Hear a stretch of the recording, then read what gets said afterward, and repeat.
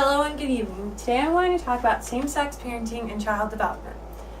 The first thing we're going to go over is lesbian and gay discrimination. Next we're going to talk about parenting, the parenting process and the issues that go along with it with lesbian mothers. And lastly we're going to talk about child development and mental health.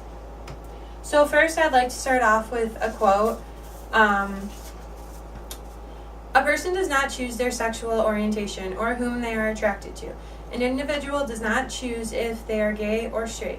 However, it is a choice for a couple, whether gay or straight, to raise a child. I just wanted to start with this quote because I think that it shows that it doesn't really matter if the person is gay or straight. It just matters if they love the child and support the child and are there for the child. All the child really needs is a loving and supporting family. So the first thing we're going to talk about is discrimination. Lesbian and gay people, just as couples, have been discriminated since the beginning of time, mostly by the media and society. For example, Landau, 2009, he describes it as media ignores the fact that lesbian mothers are there and they are kind of looked at as not normal or freaks. That's just one example. He also gives another example that talks about how society would rather see a mom and a dad. They would prefer that rather than a mom, two moms, or two dads. They're just more comfortable with it, and they look at lesbian mothers or gay men as fathers as not normal, and that's just a good example on how they have to deal with that every single day, how they're discriminated against.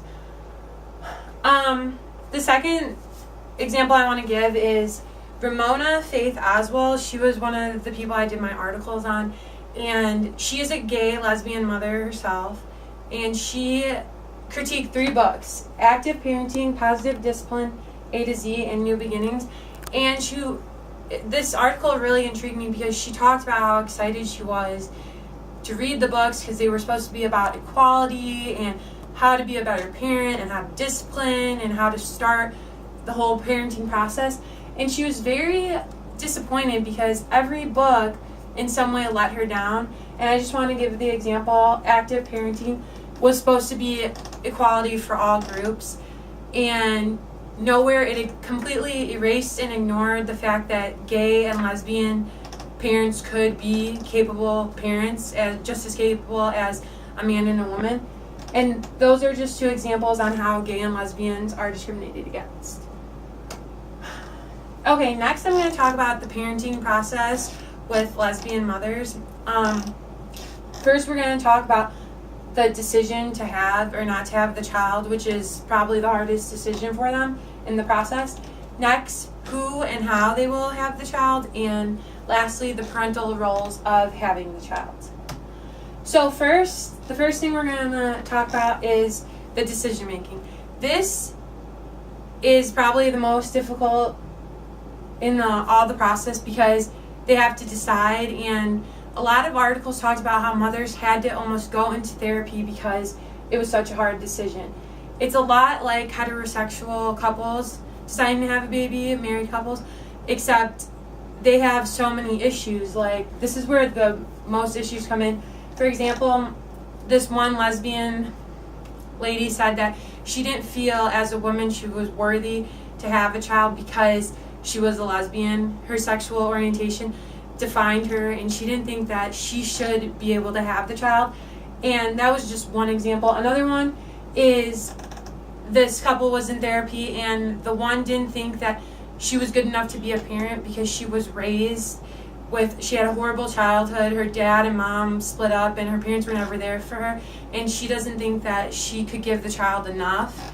And lastly, another example was sometimes it's a hard decision because the partners, the 2 lesbian parents, could end up growing apart, and that could just cause for more problems because if they grow distant just because they had a child. So it's a really big decision. They might not want to ruin what they have, but if they're accomplished already, that's probably the next step in having a family. So that's the first step in the process. That's the most difficult. Then the second step is how and who. They have to decide if some women just want to bear a child. They want to experience it and everything that goes along with it. And if a woman in the couple has that strong desire to do it, she usually sticks with it. But they have to decide which mother will carry, or if both of them, if they want to have 2 babies, which is also a great solution. But so they have to decide who and how. And I'm going to talk about 3 different ways on how they could. The first one is donor insemination, which an example would be a relative having them as the donor. So if one lesbian mother was carrying the child, they would have her DNA, but then they would take the partner's uncle or brother or cousin, so that they would have both of their DNAs in the child, so they could kind of be related to the child even though not like directly related. The next option would be donor selection, which is when they probably pick from some kind of like sperm bank and they just put it in. And then the last one is adoption.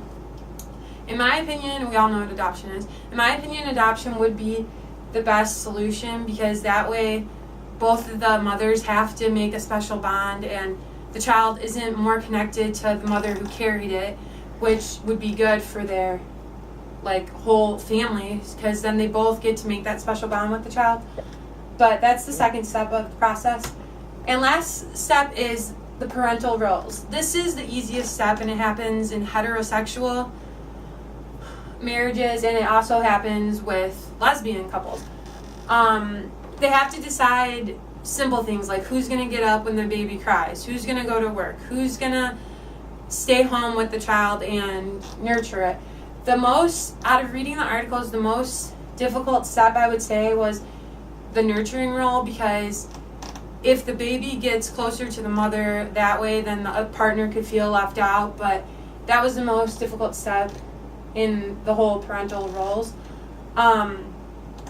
Sometimes what they do is if one of the mothers bears the child, then the other mother stays home with it to nurture it, so it kind of evens out that they're both connected to the child.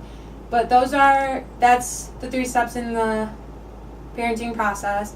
Just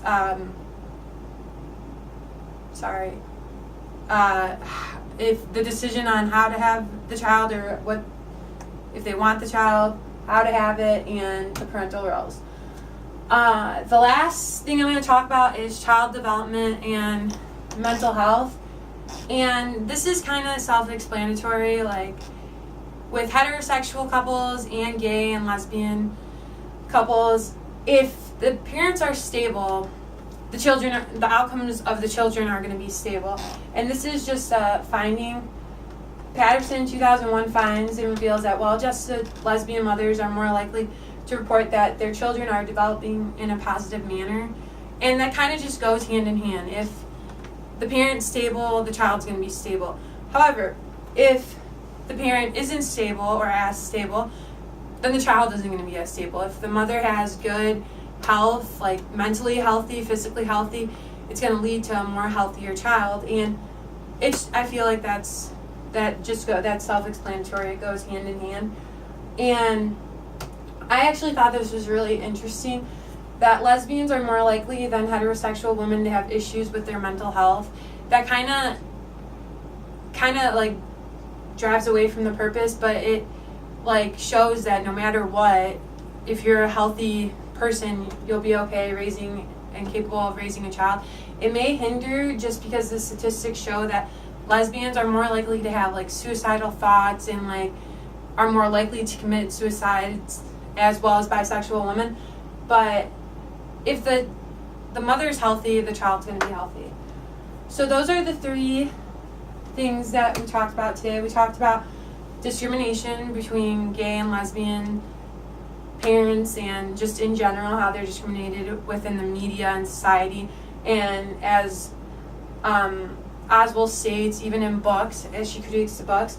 Then we talked about the parenting process and the issues that come with it, which is the decision making on whether to have a child or not, and then how to have it and who will have it, and lastly the parental roles. And then the last thing we talked about today was the child development and the mental health, which just basically is if the mother is stable, the child will be more stable. Unstable, the child will be less stable. That's all I have. Thank you for your time and have a great day.